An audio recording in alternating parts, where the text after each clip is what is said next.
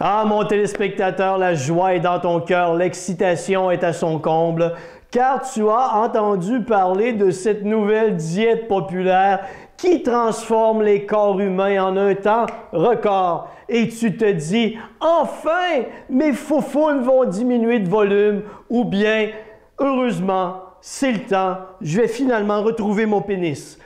Bref, tu es heureux. Heureuse. C'est extraordinaire. Et tu entreprends cette diète populaire. Et qu'arrive-t-il? Après quelques semaines, quelques mois, la popularité de la diète a augmenté et sa popularité diminue. Et tu te rends compte qu'après avoir profité de cette excitation globale et planétaire, que tu te retrouves au même point. Et tu es un peu déçu.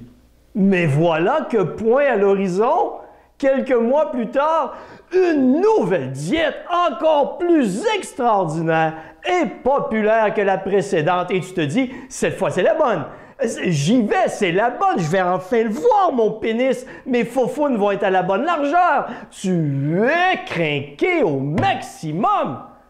Et la popularité de la diète augmente et tu embarques dans cette vague. Et la vague s'essouffle et tu te retrouves au même point.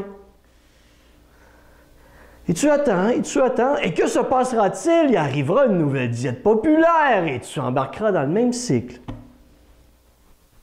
Des années plus tard, de diète populaire en diète populaire, tu en es toujours au même point. Pourquoi?